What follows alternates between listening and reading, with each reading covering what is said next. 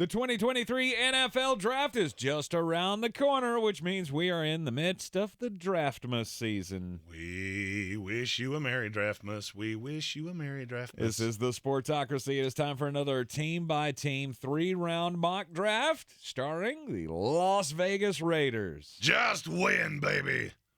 The Raiders get the number 7 overall pick. Lots of talk about what they're going to do with that pick. Will this be a quarterback? Let's go to at ESPN draft nerd Jeremy Greene with the answer.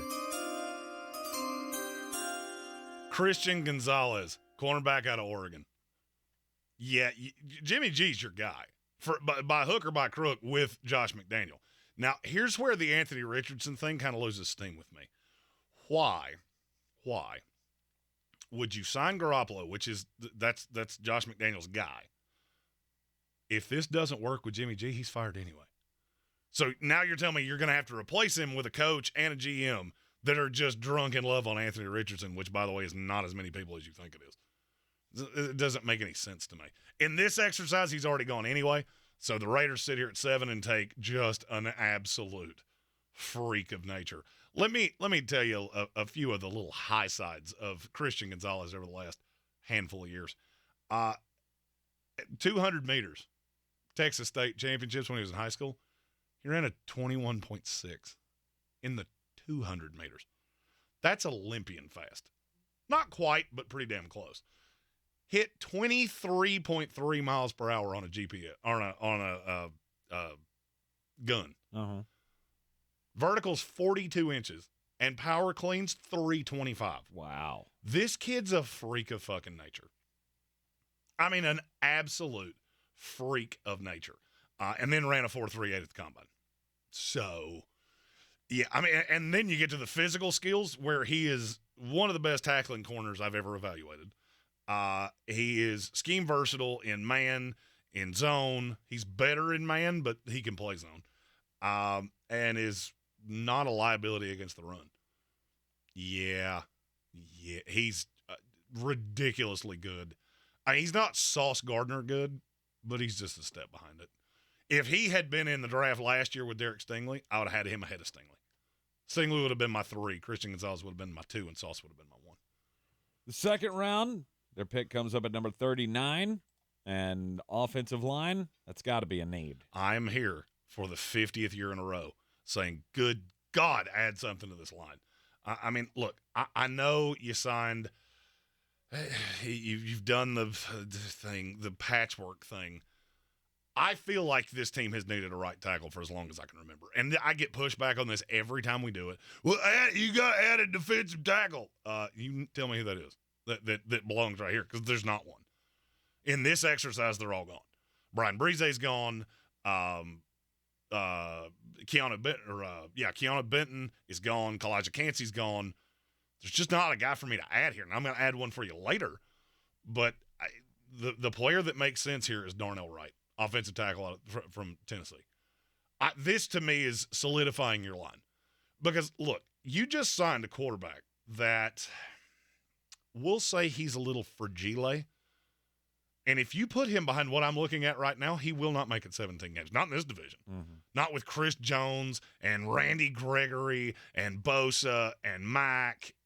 That's 6 of your games. Well, we got Jermaine Luminor. Yeah, you do. And outside of last year, he's been a fucking disaster in his 6-year NFL career. So I know I'm going to get pushed back for that. I genuinely don't care. Darnell Wright to me is an absolute dog, and I think will be a long-term starter at right tackle in the NFL. Speaking of the offensive line, let's go another one in the third round at number 71. This is a guy that he fell too far. I mean, this is Steve Avila out of TCU. He can play any position on the interior of the line and actually played a couple snaps at tackle. I mean, he kind of reminds me of Zach Tom that went to Wake Forest, that went to the Packers last year. I can't tell you what position he's going to play, but I can tell you he's going to play one.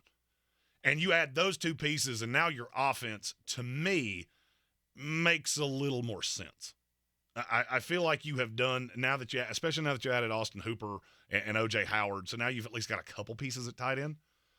You got Renfro, you got Devontae Adams, and yeah, to a point you're going to have to just outscore people.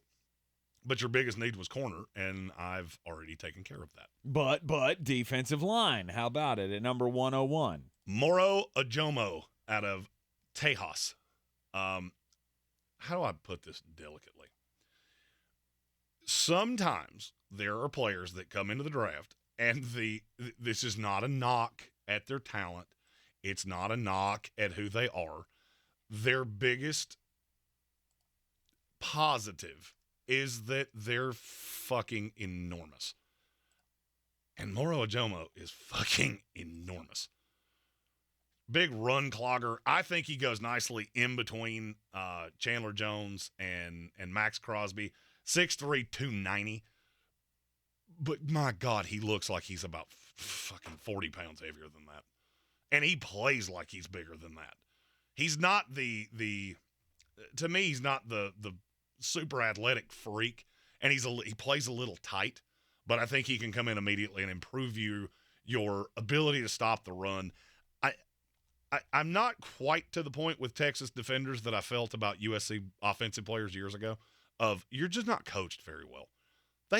Texas got 6 guys that I think should be drafted in this class, and I'm not sure that every damn one of them is not going to be a better pro than they were in college.